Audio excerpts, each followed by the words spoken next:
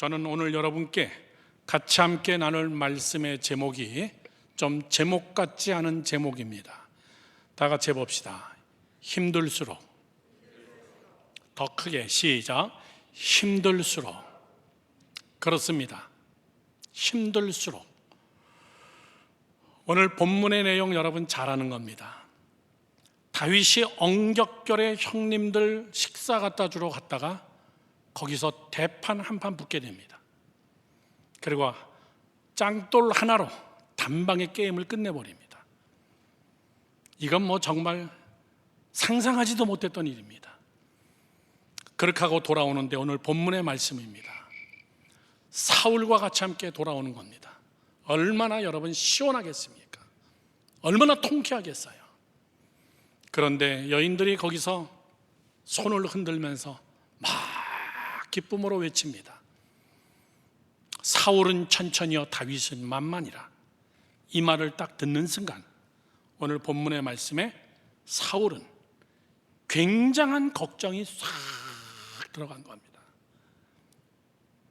이렇게 되면 결과가 어떻게 되겠느냐? 결국 다윗이 왕위에 오를 것밖에 없겠구나, 이 마음이 확 든 겁니다. 자, 여러분 잘 들으셔야 됩니다. 여기서부터 다윗의 인생은 꼬이기 시작하는 겁니다. 더 힘들어지기 시작하는 거예요. 야, 이거 골리앗 하나 죽인 게 내 인생의 1, 2년도 아니고, 이때 나이 17살 고등학생이요? 그 나이 때 인생이 꼬이기 시작하는 거예요. 1, 2년도 아닙니다. 자그마치 13년 동안. 끔찍한 일입니다. 그래서 오늘 설교의 제목을 힘들수록. 다윗은 어떻게 살았냐, 그 얘기입니다. 더 꼬일수록, 갈수록 더 생명의 위협을 느낄수록, 마치 꼭 오늘 우리처럼, 자, 이거 코로나가 안 멈추는 것 같구나. 1차, 2차, 3차 85% 백신 맞으면 다 괜찮을 줄 알았더니 2차를 맞든 3차를 맞든 이거 10만 명까지 올라가는구나. 얼마까지 더 올라갈까? 과연 이걸로 또 끝날까? 힘들수록. 세상은 여러분 갈수록 힘듭니다. 뉴스를 보면은 마음이 무겁습니다. 대통령 유세 앞으로 한 달 정도 남았는데, 한 달 조금 못 남았는데 그저 이런 결론입니다. 조금 덜 나쁜 사람 찍으면 되겠구나. 너무 했나요, 표현이? 조금 덜 나쁜 사람 찍으면 돼요. 정말 도토리 키재기예요. 저도 대한민국 와서 처음 투표를 해보는 거지만은 참 마음이 무겁습니다. 작년에 독일에 총리가 사임했는데 16년 동안 우리나라 말로 대통령을 한 거예요. 여자가. 그 사람을 향해서 독재했다고 얘기하는 사람 하나도 없습니다. 다 투표를 결정한 겁니다. 집권당이지만은 야당이 어마어마하게 많이 도와줍니다. 작년에 다시 한번 투표를 하면은 메르켈 총리가 20년을 채울 수 있습니다. 그만한 인물이 없었어요. 그런데 메르켈 총리는 자기 스스로가 이제 그만하겠다고 내려놓은 거예요. 나 이제 그만하겠다. 메르켈 총리가 그만두겠다고 사임한 그날, 이 여자는 여러분 동독 출신이에요. 우리말로 얘기하면 여러분 통일된 이북 사람입니다. 아버지가 루터교 목사님이세요. 정말 탑 리더십입니다. 그 사람이 그만둔다 그러니까 독일에 있는 모든 국민들이 프라이팬 하나씩과 숟가락 하나씩을 들고 집 앞에서 다 같이 함께 두드린 겁니다. 땡땡땡땡땡땡땡땡땡땡땡땡. 당신은 영웅입니다. 통일 독일 속에서 동독 출신의, 공산권 출신의, 다시 얘기합니다. 우리말로 여러분 이북 출신의 여자가 집권당이 돼서 나라를 16년 동안 여러분 움직였어도 아무 문제 없었습니다. 정말 너무너무 부러워요. 너무너무 정말 은혜가 됩니다. 저런 사람, 저런 인물, 갈수록 참 힘든 것 같습니다. 뉴스를 보면 여러분 온통 다 살인사건입니다. 이 살인사건이 여러분 얼마나 끔찍해요. 이젠 부모가 자식들을 막 죽여버립니다. 그 어린애들을 막 죽여버려요. 공사 현장 맨날 죽는 사고입니다. 안전하지 못합니다. 부동산 투기, 여러분 정말 집값이 올라가면서 부한 사람과 가난한 사람의 차이가 더 심해지기 시작하는 거예요. 그것을 막아야 될 자들이 그것을 더 부추기면서 그들은 도리어 더 부동산 투기라는 칼자루를 붙잡고 해답을 붙잡고 자기들의 배를 갈수록 힘듭니다. 자살이 급증하고 있습니다. 동계올림픽을 보면 여러분 마음이 참 무겁습니다. 중국은 중국이구나. 러시아 어저께 했던 정말 동계올림픽의 꽃 아닙니까? 피겨 스케이팅. 약물 중독의 발리예바. 약물 중독하고서도 출연해요. 출전해서 그는 어마어마한 실력자입니다. 그런데 만약에 발리예배가 금메달이나 은메달이나 동메달을 따면 시상식이 없는 걸로 하자라고선 게임을 시킨 겁니다. 저 같은 아마추어도 저도 정말 모르는 사람이 있지만 제가 보기에도 1등, 2등이 이미 러시아로 확정이 되어지고 3등이 일본이 확정되었기 때문에 발리예배가 나와서 금메달 받으면 시상식 못해요. 은메달 받아도 시상식 못합니다. 동메달 받아도 시상식 못해요. 발리예배는 나오자마자 트리플 악셀부터 시작하면서 계속 넘어집니다. 제가 보기도 제 일부러 넘어지는구나. 금메달 따면 안 되기 때문에. 넘어질 사람이 아니에요. 넘어질 실력이 아닙니다, 여러분. 어저께 프리스케이팅 했지만 그 쇼트트랙, 쇼트하는 그 전날 보십시오. 얼마나 정말 혀를 차는 실력자입니까? 근데 계속 3번 넘어져요? 일부러 넘어지는 거죠. 그렇게 하고 금메달, 은메달은 이미 러시아에서 확보했기 때문에 자기가 만약에 금이나 은을 따면은 시상식에 못 올라가기 때문에 참 불량 국가입니다. 불량 국가. 집단적으로 이 약물 중독의 나라가 걸려가지고 러시아라는 이름으로도 못 나오고 러시아 조직 올림픽이라는 이름으로 자기 나라 국기도 못 들고 나와서 여러분 올림픽 하면서 참 없었던 일입니다. 갈수록 참 힘들수록. 사랑하는 성도 여러분, 교회는 어떻습니까? 저는 교회를 비평하자는 거 아닙니다. 여러분 1년 사이에 3,000개 정도의 교회가 문 닫았습니다. 대한민국 안에서. 지금 대한민국의 교회 숫자는 6만 개입니다. 약 20분의 1이 여러분 문 닫은 거예요. 앞으로 교회는 어떻게 될까? 앞으로 교회는 어떤 상황이 될 것인가? 정말 믿음 있다는 것이 무엇일까? 여러분, 제가 정치적인 이런 큰 세계적인 일을만 제가 얘기하는 게 아니죠. 러시아는 우크라이나를 침공하려고 여러분 호시탐탐 노리고 있습니다. 그 조그만 나라. 참 러시아, 중국 불량 국가예요. 어떤 짓을 할 줄 모릅니다. 이런 여러분 정치적인 세계사적인 이야기 말고 여러분의 개인, 여러분의 가정도 마찬가지 아닙니까? 여러분의 경제, 먹고 사는 문제, 자녀들의 문제, 여러분 사업의 문제, 건강의 문제, 우리 삶 속에 싹트고 있는 시기와 질투와 경쟁과 우울함, 우울증과 공포와 대인 깊이 급기야 현실에 이르러서는 인터넷 속에 들어가서 아바타로 살겠다고 하는 이런 막바지까지 오는 이 현실 속에서 저는 한 가지 분명하게 이야기할 수 있는 게 있습니다. 저는 예언가도 아닙니다. 그냥 현실을 보면서 확실하게 알 수 있는 거 하나. 갈수록 세상은 절대 좋아지지 않는다 그거예요. 절대 여러분 좋아지지 않습니다. 지금보다 나빠지면 나빠졌지 절대 여러분 좋아지지 않습니다. 왜? 제가 초등학교 때부터 지금까지 봐도 그렇습니다. 먹고 사는 것이 좋아진 것은 아닙니다. 얼마나 정말 신앙생활 열심히 하면서 얼마나 정말 인격적으로, 인간적으로 정말 평안한 마음 가지고, 저는 그래서 오늘 설교의 제목이, 여러분, 힘들수록 우리 어떻게 해야 되냐? 힘들수록 우리 어떻게 해야 되냐?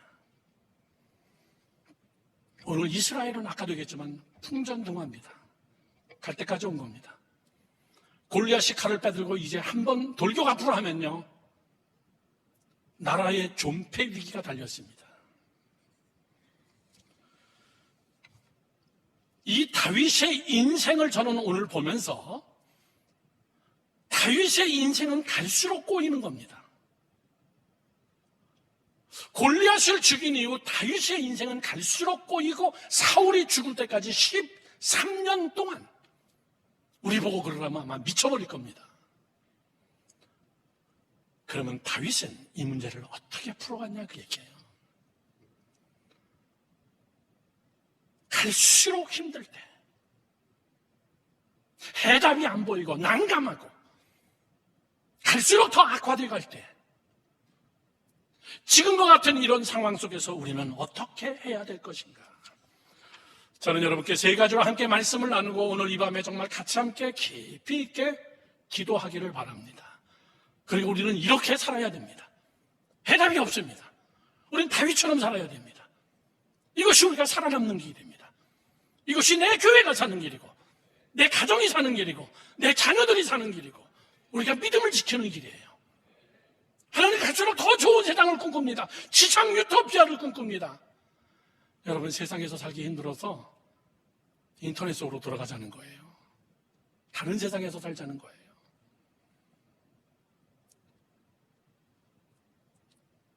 세 가지를 열심히 보시기 바랍니다. 어마어마한 진리가 어린 나이에 다윗이지만 그의 삶에 여러분 방법이 있는 자예요. 이거밖에는 없습니다. 우리도 이렇게 해야 됩니다. 첫 번째입니다. 첫 번째, 힘들수록 초점과 방향을 하나님에게 맞추라고 얘기해요. 다 같이 크게 시작. 힘들수록 초점과 방향을 하나님에게 맞추라. 한 번만 더 시작. 힘들수록 초점과 방향을 하나님에게 맞추라 그 얘기입니다. 자, 잘 들으십시오. 우리 인생에는요, 죽을 때까지 골리앗과 싸우는 인생입니다. 골리앗은 피할 수 없는 싸워야 될 상대입니다. 지금 제가 갈수록 정치, 경제, 사회, 문화 참 힘들다는 이야기를 했습니다. 힘들다는 이야기만 쫙 하자면 여러분 끝이 없잖아요. 더 힘든 것들이 얼마나 많은데요. 강대상에서 못할 이야기 여러분 너무너무나 힘든 것들이 얼마나 많습니까? 다 골리앗들이에요. 맞서 싸우기 힘든 자들입니다. 이거 하나 이기면 여러분 끝날 것 같습니까? 하나님 요 문제만 해결되면 될 것 같습니까? 그렇지 않습니다. 또 다른 골리앗이 나타나는데 이놈의 자식은 더 큰 골리앗이에요. 더 묵직한 골리앗입니다. 이거 끝나면 될까 했더니 그렇지 않습니다.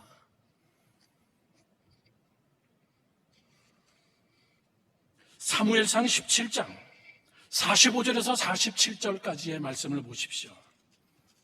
사무엘상 17장 45절에서 47절 말씀을 보면 다윗이 블레셋 사람에게 이르되 너는 칼과 창과 단창으로 내게 나아오거니와 나는 만군의 여호와의 이름 곧 네가 모욕하는 이스라엘 군대의 하나님의 이름으로 내게 나아노라. 오늘 여호와께서 너를 내 손에 넘기리니 내가 너를 쳐서 내 목을 베고 블레셋 군대의 시체를 오늘 공중의 새와 땅의 들짐승에게 주어 온 땅으로 이스라엘의 하나님이 계신 것을 알게 하리라. 또 여호와의 구원하심이 칼과 창에 있지 아니함을 이 무리에게 알게 하리라. 전쟁은 여호와께 속한 것인즉 그가 너희를 우리의 손에 넘기시리라. 저를 보세요. 지금 다윗의 뒤에는 누가 있습니까? 이스라엘의 군대가 여러분 부들부들 떨고 있습니다. 그들은 모든 초점을 어디에 맞추고 있었냐면 골리앗에게 맞추고 있었어요. 와, 저런 놈이 있나?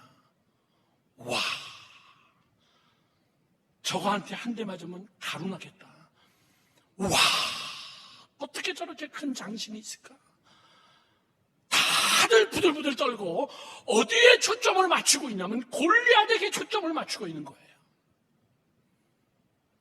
그런데 그 앞에 선 다윗은 힘들수록 대책이 없구나.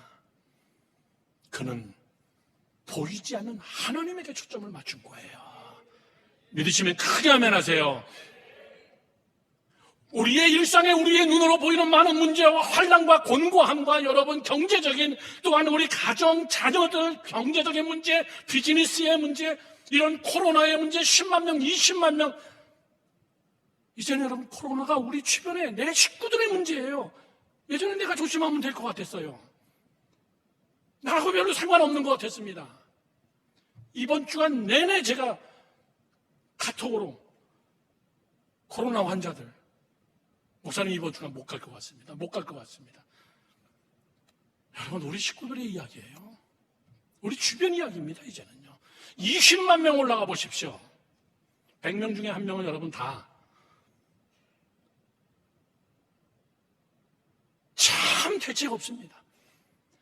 이런 실제적인 문제들이 우리 앞에 있을 때에 잘 들으십시오. 우리에게는 초점이 어디로 가냐면 나도 모르게 자동적으로 그냥 문제에 딱 가서 박혀버립니다. 돈이 어떻게 해결하지? 자꾸 문제 초점이 골리앗에게 맞춰집니다. 골리앗이 커 보이면 하나님이 작아 보이는 거예요. 하나님에게 초점을 맞추는 다윗처럼 하나님이 커 보이면은 골리앗은 작아 보이는 거예요. 그게 다윗이었습니다. 그러냐?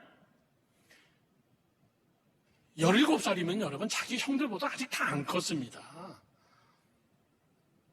아직 청소년이에요. 다 못 컸습니다.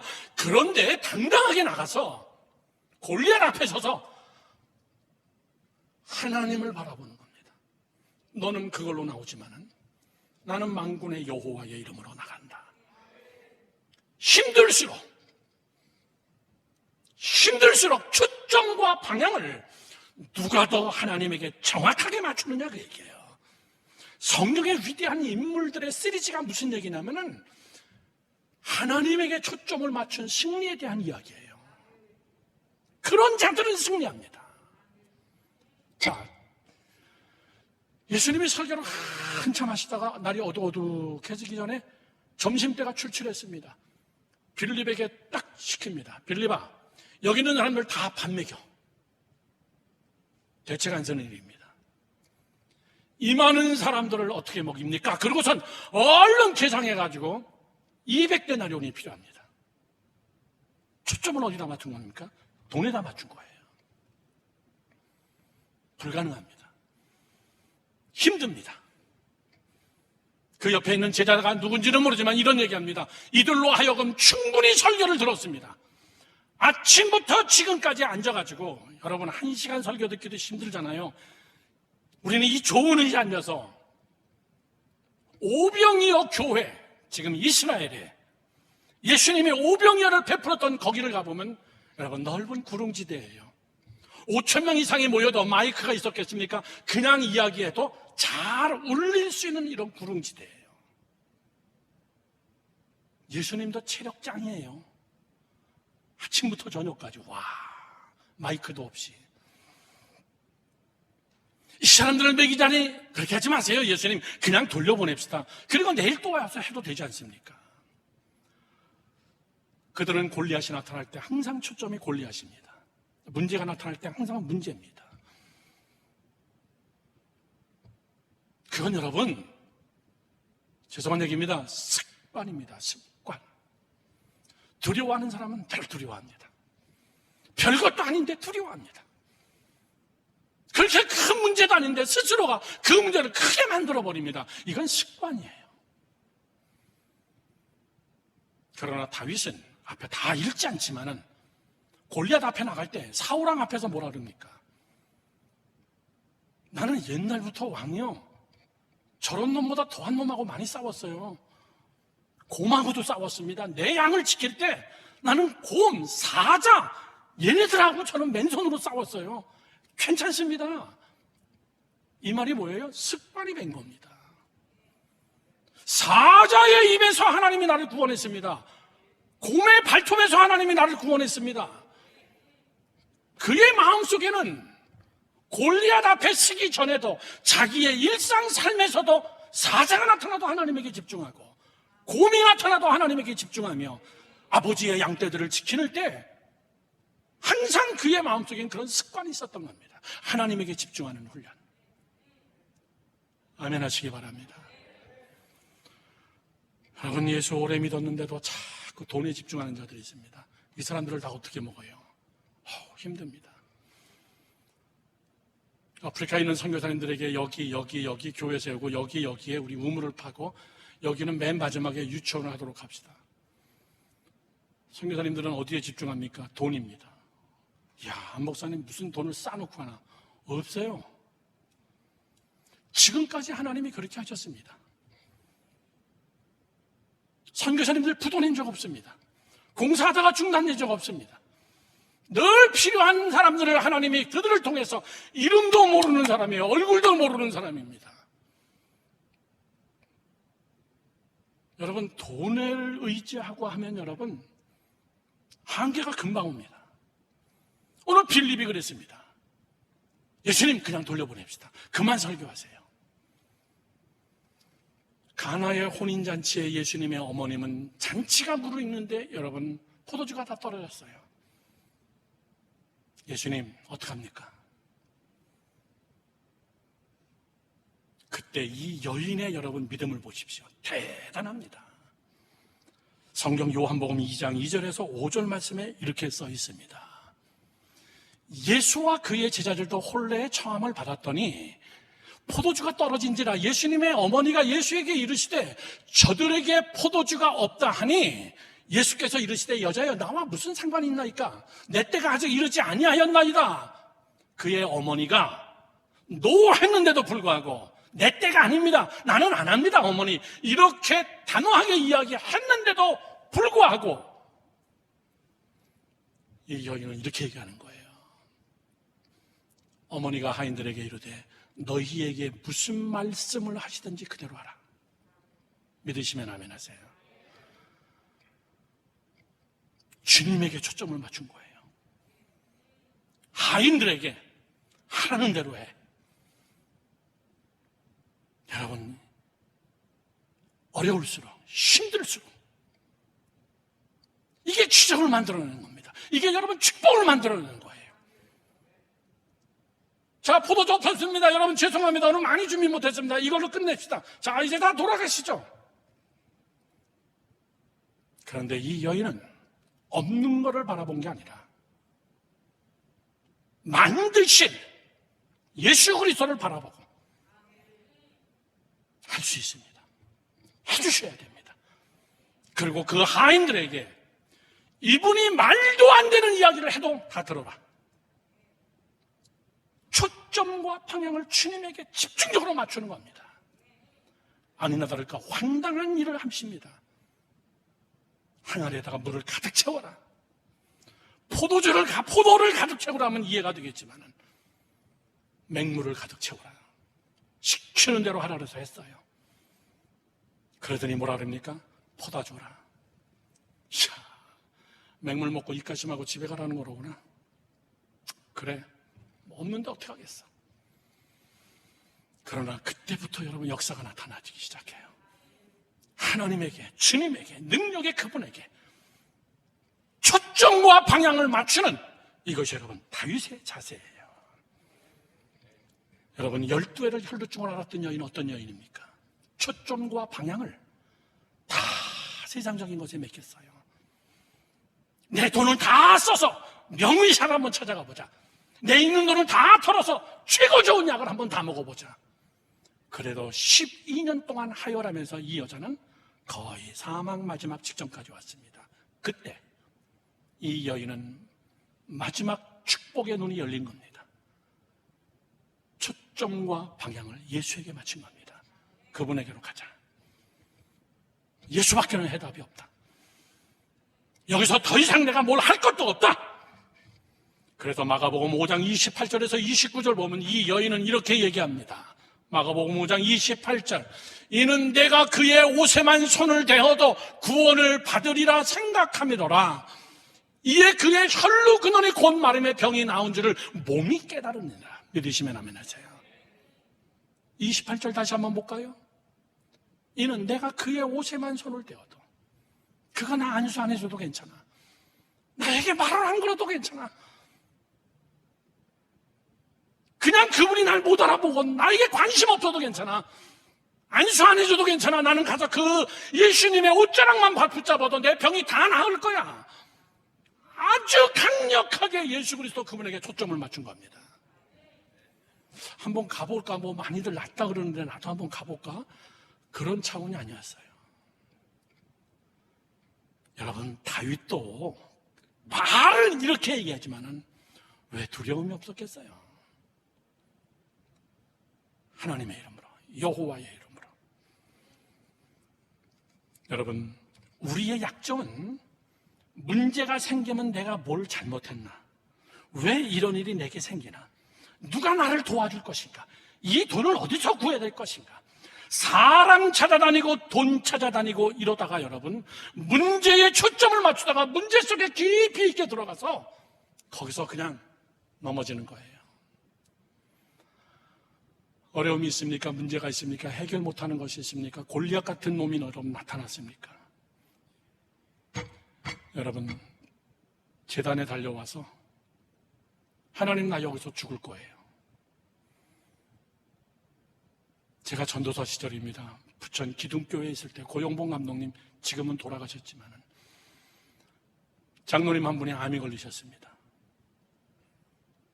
병원에 입원하셨어요. 와이프 권사님, 정봉희 권사님, 잊어버리지도 않습니다.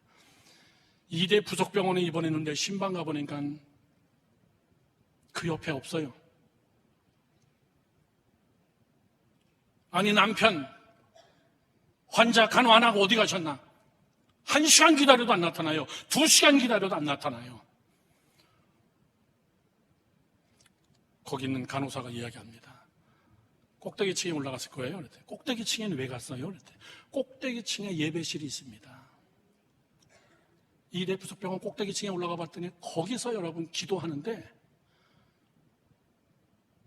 막 비명소리가 들려요. 비명소리가.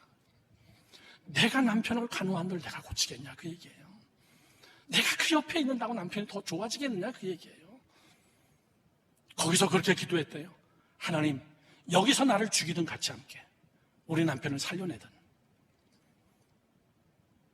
암덩어리에게 집중한 것이 아니라 십자가 밑에 무릎 꿇고 나는 여기서 죽을 겁니다. 그 장로님이 어떻게 됐겠어요? 당연하죠. 살았죠. 교회 나왔는데 정말 기적입니다.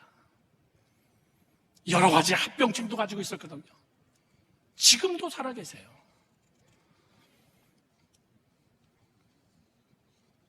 돈 때문에? 아니에요.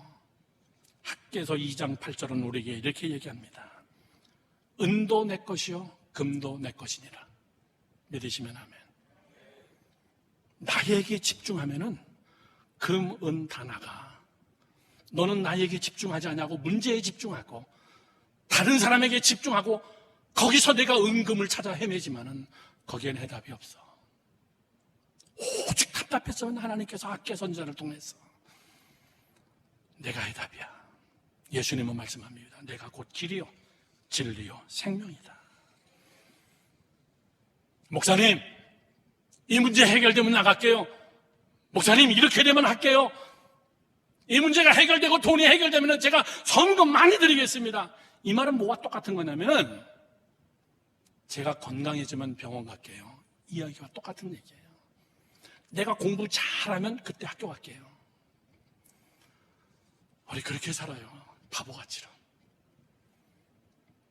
오늘 저는 이 밤에 저는 여러분들이 눈이 좀 밝아져서 다시 다시 하나님에게 초점을 빠릿빠릿하게 맞춰가는 여러분 되기를 주님의 이름으로 축원합니다. 믿으시면 아멘. 둘째입니다. 둘째, 다윗은 힘들수록 어떻게 하냐면 하나님의 사랑과 힘을 합치셨습니다. 힘들수록 하나님의 사랑과 힘을 합치라. 다 같이 시작. 힘들수록 하나님의 사랑과 힘을 합치라. 한 번 더 크게 시작. 힘들수록 하나님의 사랑과 힘을 합치라. 예. 하나님이 없는 사람이 아니라 하나님의 사람, 동역자, 같은 믿음을 가진 자들. 내 힘으로 안 됩니다, 여러분. 힘들 때 내 옆에 누가 있나를 유심히 보십시오. 힘들 때 나를 위해서 금식해주는 자가 누가 있나 보십시오. 하나님이 붙여준 하나님의 사람이냐, 아니면 내가 쫓아다니면서 내가 확보한 내 사람이 있느냐. 둘 중에 하나예요. 하나님은 사람을 통하여 일하시고 역사하시고 사람을 통하여 묶기도 하시고 사람을 통하여 풀어주기도 하시는 그런 하나님이세요. 다윗은 제일 먼저 요나단을 하나님이 붙여줍니다. 요나단이 아니었으면 다윗은요 그냥 왕궁에서 여러분 시체됐습니다. 그의 아들 요나단을 붙여줬어요. 여러분, 골리앗은 눈에 보이는 적군의 골리앗이지만은 다윗에게는 이제부터 골리앗을 죽인 다음에 정말 힘든 골리앗은 사울이었어요. 사울. 이거 죽일 수도 없는 사울. 13년 동안이나 쫓아다니는 그 사울. 이름은 사울이지만은 다윗에게는 어마어마한 골리앗이에요. 차라리 칼을 빼들고 한 번에 그냥 결투를 끝내버리면 좋겠는데 그럴 수도 없는. 어느 사람은 자기의 자녀가 여러분 골리앗입니다. 이야, 저 자식 언제 돌아올래나? 저거 언제 철들래나? 아, 우리 남편을 언제 하나님 앞으로 돌아올래나? 어떻게 이렇게 힘들게 마귀짓을 할까? 어떻게 이렇게 힘들게 마귀짓을 할까? 정말 골리앗 중에 정말 치깃치깃한 골리앗. 그게 다윗에게는 사울이었어요. 근데 그때 다윗은 하나님이 붙여주는 사람을 눈에 본 거예요. 나에게는 하나님이 붙여주는 사람이 있구나. 그게 요나단이었습니다. 사무엘상 18장 1절에서 5절 말씀을 보십시오. 둘의 관계를 이렇게 얘기합니다. 다윗이 사울에게 말하기를 마침에 요나단의 마음이 다윗의 마음과 하나가 되어 요나단이 그를 자기 생명같이 사랑하니라. 그날에 사울은 다윗을 머물게 하고 그의 아버지의 집으로 돌아가기를 허락하지 않냐고. 무슨 말이냐면, 다윗아, 너 집에 가지 마. 그냥 우리 여기서 놀아. 내 아들 요나단하고 그냥 지내. 골리앗 죽이고 돌아와서. 그러면서 3절에 이렇게 얘기합니다. 요나단은 다윗을 자기 생명같이 사랑하여 더불어 언약을 맺었으며 요나단이 자기의 입었던 겉옷을 벗어 다윗에게 주었고 자기의 군복과 칼과 활과 띠도 그러하였더라. 다윗이 사울에 보내는 곳마다 가서 지혜롭게 행하며 사울이 그를 군대의 장으로 삼았더니 온 백성이 합당히 여겼고 사울의 신하들도 합당히 여겼더라. 그 짧은 시간에 여러분 장관이 됐어요. 요나단의 입장에서 봅시다. 다윗이 아니었으면 우리 아버지 시대는 끝났다. 우리 아버지 포로로 끌려가거나 비참하게 죽었을 거야. 우리 왕가는 쑥대밭이 됐고 우리 백성들은 끝났을 거야. 그러니 다윗이 이거를 여러분 위기를 던져줬는데 내 생명처럼 요나단은 사랑해요. 그런데 그 아버지는 속으로 칼을 품고 있는 거예요. 여러분, 역사예요. 역사에서 배우세요. 사건에서 배우시라고요. 나랑 똑같은 사건이에요. 우리 삶 속에서 일어나는 일들이에요. 그 요나단이 결정적인 때 집 밖으로 도망을 시켜줍니다. 그렇게 요나단과의 관계는 거기서 끝나요. 요나단은 더 이상 어떻게 못 도와줘요. 여러분 잘 들으십시오. 하나님은 한 사람 도와주고 그 사람이 끝나면 다른 사람을 그 다음에 예비시켜놔요. 그 사람이 영원히 나 도와주지 않습니다. 그 그 사람이 내 곁을 떠날까봐 벌벌 매지 마시고, 그 사람이 영원히 나를 지켜줄 사람을 여러분 인간적인 그런 사람이 아니라, 괜찮아요, 한 사람을 끝내면은 하나님은 또 다른 한 사람을 또 준비시켜 줍니다. 그 사람이 누구예요? 아히멜렉입니다. 바로 도망가면서 다윗은 너무나 배고프고 급한 나머지 제사장을 찾아갑니다. 아히멜렉을. 어떤 줄 모르잖아요. 이미 소문은 파다하게 났고, 아히멜렉이 사울에게 신고하면 여러분 끝나는 겁니다. 그리고 성전에 찾아온 아히멜렉은 다윗을 돕기 시작합니다. 사무엘상 20장 42절 말씀을 한번 보십시오. 요나단이 다윗에게 이르되 평안히 가라. 우리 두 사람이 여호와의 이름으로 맹세하여 이르기를 여호와께서 영원히 너와 나 사이에 계시고 내 자손과 네 자손 사이에 계시리라 하였느니라 하니 다윗은 일어나 떠나고 요나단은 성읍으로 들어가니라. 둘이 마지막 헤어지는 장면이에요. 굉장히 은혜스럽지 않아요? 둘이 꼭 끌어안고 영화로 이야기하면 울면서 너와 나 사이에는 여호와 하나님이 계시다. 다윗아 미안해, 우리 아버지가 그랬어. 도망가. 야, 어떻게 그런 사람을 준비시켜놨을까 하나님이. 그러자마자 22장 저렇게 해서 20장 끝나면서 21장 넘어가면서 다윗이 노브에 가서 제사장 아히멜렉에게 이르니 아히멜렉이 떨며 다윗을 영접하여 그에게 이르되 뭐라고 나왔어요? 떨면서 그를 영접하여. 야, 이거 보통 사건이 아닌데. 어찌하여 내가 홀로 있고 함께 있는 자가 아무도 없느냐? 이 안에 뭐가 포함되어 있어요? 어떻게 이렇게 혼자야? 어떻게 이렇게 고독해? 나이 많습니다. 아히멜렉은요. 다윗은 17살입니다. 너 혼자 힘들겠다. 너 밥이나 먹었냐? 그 이야기예요. 인간적인 이야기. 어떻게 너 혼자냐? 너와 같이 함께 도와주는 자가 아무도 없냐? 그때 다윗이 너무나 배고프다 그럽니다. 그랬더니 이전에 뭐라 그럽니까?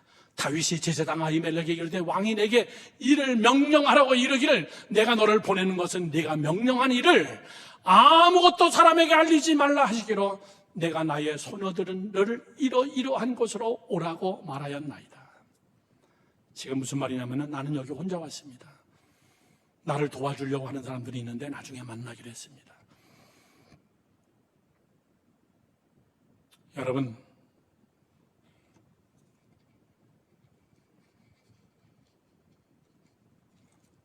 참 묘한 사건이 나옵니다. 그리고 거기서 떡을 가지고 나오면서 칼 한 자루가 필요했던 겁니다. 그러니까 아히멜렉이 성전 안에는 칼이 없는데 생각이 난 겁니다. 다윗이 죽였던 골리앗 칼을 성전 뒤에다 갖다 놔뒀거든요. 그래서 골리앗 칼을 꺼내가지고 그 큰 칼을 다윗에게 줍니다. 다윗은 그거 가지고 떠나버린 거예요. 그 다음에 무슨 일이 있습니까? 22장 1절과 2절 말씀을 보십시오. 22장 1절과 2절 말씀을 보면 다윗과 함께 한 사람이, 그러므로 다윗이 그곳을 떠나 아돌람 굴로 도망하며 그의 형제와 아버지의 온 집이 듣고 그리로 내려가서 그에게 이르렀고 환난당한 모든 자와 빚진 모든 자 외에 마음이 통한 자가 다 그에게로 모였고 그는 그들로 우두머리가 되었는데 그와 함께한 자가 400명이었더라. 지금 제가 다윗의 일생을 좀 아주 자세하게 얘기해 주는 거예요. 저를 보세요. 하나님이 400명을 붙여줬어요. 사랑하는 성도 여러분들, 이게 하나님의 방법이에요. 하나님이 일하시는 방법입니다. 그리고 사무엘상 그 이후에 22장 18절에서 19절을 보면 이렇게 써 있습니다. 왕이 도액에게 이르되 너는 돌아가서 제사장들을 죽이라 하며 에돔 사람 도액이 돌아가서 제사장들을 쳐서 그 나라의 세마포 입은 자 85명을 죽였고 제사장의 성읍 노베 남녀와 아이들과 젖 먹는 자와 소와 나귀와 양을 칼로 다 쳐서 죽였더라. 무슨 얘기예요? 다윗은 아돌람으로 도망가고 400명을 하나님이 모아주고 하나님의 사람을 거기 또 준비시켜 놓고, 아히멜렉은 좀 슬프지만은 아히멜렉이 다윗을 도와줬다는 것 때문에 사울의 군대가 와서 여러분 제사장 85명을 죽여버린 거예요. 그 사람만 그의 가족들, 생명이 있는 모든 것을 다 죽여버립니다. 자, 저를 보세요. 이런 사건입니다. 한 사람은 하나님의 사람을 분주히 죽이는 사람입니다.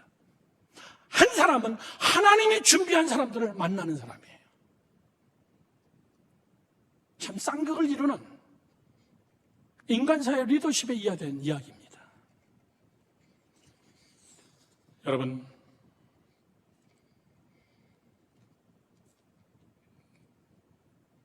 저는 미국을 떠난 지 2년 반이 되면서 한국은 정말 여러분밖에 몰라요. 아무도 모릅니다. 어떻게 세계 선교를 할 수 있을까? 아까도 말씀드렸지만 정말 하나님이 어마어마하게 많은 사람들을 붙여주시고 동역자들을 붙여주시고, 목사님 다음에 아프리카 갈 때 저도 쫓아가면 안 됩니까? 이런 자들도 하나님이 붙여주시고 만나게 해주시고, 우리가 힘들수록 앞에 골리앗이 나타날수록 하나님이 여러분을 위하여서 사람을 준비시킨 그 사람을 만나는 축복이 여러분에게 있기를 주님의 이름으로 축원합니다. 마지막 세 번째입니다. 힘들수록 비본질을 따르지 말고 본질을 붙잡아라. 다 같이 시작. 힘들수록 비본질을 따르지 말고 본질을 따르라, 그 얘기예요.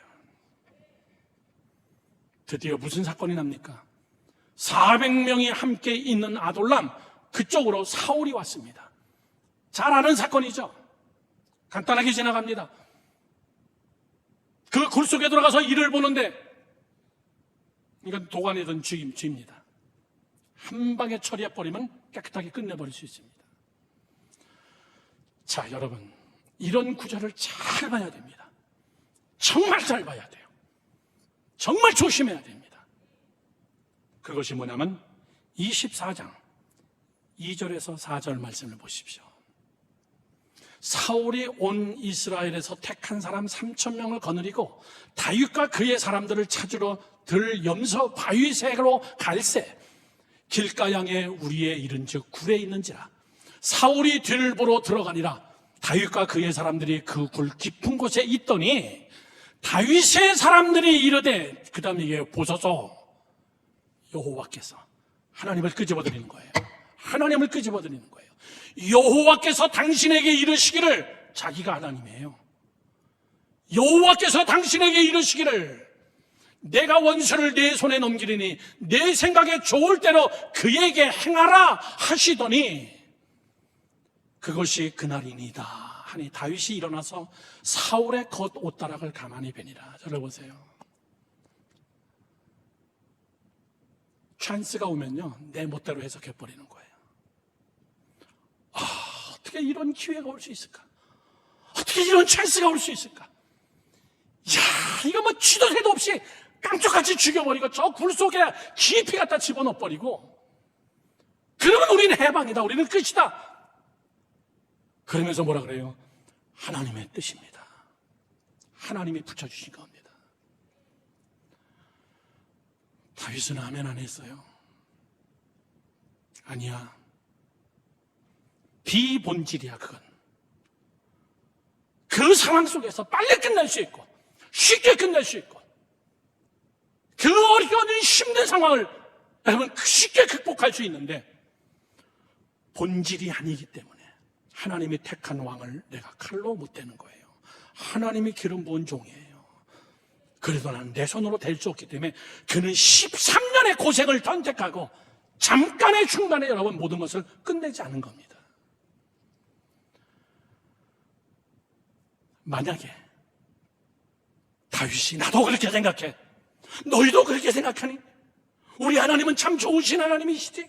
얘들아, 없애버려. 그렇게 하고 다 칼을 차. 내려와. 저들을 싹 쓸어버리고 우리 왕궁까지 들어가서 아주 완전히 다 쿠데타로 다 끝내버리자. 그래도 백성들은 내 편일걸? 그런 방법 안 썼습니다. 본질, 물질 손해봐도 본질, 내 인생에 여러분 좀 속도가 길어져도 본질, 그게 힘들수록 우리가 해야 될 겁니다. 힘들수록 자꾸 비본질을 따지는 거예요. 힘들수록 자꾸 비본질을 선택하는 겁니다. 코로나 때문에 힘든데 비본질을 택하는 겁니다. 코로나 때문에 너무너무나 어려운 상황인데 비본질을 택해버리는 겁니다. 여러분, 더 힘들어요. 지금 우리는 그 실력을 갖춰야 됩니다. 만약에 다윗이 이것이 하나님의 뜻이라고 생각하고 그렇게 만약에 행동을 했다면 로마에 나오는 율리우스 카이서라는 사람이 있습니다. 카이서. 이 사람이 한 위대한 말이 있죠. 주사위는 던져졌다. 어느 때 나온 뭡니까? 워낙에 명장군이에요. 그리고 왕의 명령을 받들어서 유럽을 정복하는데 한량없이 정복합니다. 그의 인기가 꼭 지금하고 똑같아요. 프랑스를 향해서 올라갑니다. 이거 뭐 조만간에 뭐 삽시간에 완전히 율리우스 카이서는 최고의 인기가 될 겁니다. 그래서 로마의 원로원에서는 카이서를 복귀시킵니다. 너 그만 전쟁하고 돌아와. 카이서라는 그걸 합니다. 이 사람들이 나를 두려워하는구나. 모든 백성과 국민들과 군인들이 나를 내 리더십에 완전히 순종하는 것을 왕이 하는구나. 로마로 돌아와. 로마로 돌아가면 반드시 율리우스 카이서는 여러분 살해당합니다. 처형당합니다. 그렇다고 또 안 갈 수도 없습니다. 그때 율리우스 카이서는 자기 부대를 이끌고 프랑스의 루비콘 강을 딱 건너는 겁니다. 건너면서 한 말이 뭐냐면 주사위는 던져졌다. 이 말이 뭐냐면은 나는 내 고국의 로마를 점령하러 들어가는 거예요. 구테타를 하러 들어가는 겁니다. 죽기 아니면 살기다. 이건 이미 주사위가 던져졌다. 나는 로마를 향해서 간다. 그리고 그는 들어가서 로마를 점령해버리고 그는 1인자가 돼버립니다. 멋있죠? 잘했죠? 세계적인 방법이죠. 그런데 그는 어떻게 됩니까? 그는 어떻게 되냐고요? 그는 상당한 인기를 얻으면서 얼마 못 가서 그가 아들같이 여겼던 자기의 정말 귀한 신뢰할 수 있는 참모 브루투스 원로원에서 그의 등에 칼을 20번 이상 찍어버립니다. 그리고 율리우스 카이서를 죽여버립니다. 이게 무슨 말이죠? 다윗도 그런 꼴 나요. 사울을 죽여버리고 자기에게 있는 300명의 정말 정예의 부대를 끌고선 사울의 군대를 다 죽여버리고 그리고 성에 들어가서 자기가 왕이 되면요 반드시 죽습니다. 비본질은 오래 못 가요. 여러분이 선택하는 여러분 비본질은 하나님의 말씀에 준난 것이 아니면 오래 못 갑니다. 칼을 쓰는 자는 칼로 망하기 때문에 그래요. 비본질은 오래 갑니다. 비본질은 여러분 잠깐이지만 본질은 오래 걸립니다. 결론을 맺습니다. 결론은 이겁니다. 힘들수록 기다리라 얘기해요. 다 같이 시작. 기다리라. 힘들수록 기다리라 그 얘기예요. 저를 보세요. 뭘 기다립니까? 하나님의 시간, 하나님의 방법, 하나님의 때, 하나님이 역사할 거다. 하나님은 모든 것을 다 알고 계시다. 제가 이번 주에 비전 예배 청년들에게 할 설교입니다. 자존감은 자신감을 만들어내야 돼. 자존감은 나 혼자서 그냥 나 혼자만 그렇게 존귀하게 여기는 그런 감이 아니라 그 자존감이 있는 사람들은 확실하게 자존심이 자신감을 가지고 이루래. 그게 본문의 다윗입니다. 다윗은 기다릴 줄 아는 자예요. 그리고 전쟁은 다 끝납니다. 다윗 사울은 죽습니다. 요나단도 죽습니다. 그리고 백성들이 와서 다윗을 왕으로 추대합니다. 다윗의 시대는 오래갑니다. 성경은 이스라엘 백성들에게 기다리라고 이렇게 얘기합니다. 이 말씀을 읽고 마치려고 합니다. 바벨론의 포로로 끌려간 이스라엘 백성들은 에스겔을 통해서 이렇게 얘기합니다. 에스겔 16장 6절 말씀 다 같이 시작. 내가 네 곁으로 지나갈 때에 네가 피투성이가 되어 발짓하는 것을 보고 네게 이르기를 너는 피투성이라도 살아있으라. 믿으시면 아멘. 너는 피투성이라도 살아있으라. 다시 이르기를 너는 피투성이라도 살아있으라. 그 얘기예요. 하나님 나 피투성이에요. 살아있어. 미칠 것 같아요. 하나님 더 이상 못 참겠습니다.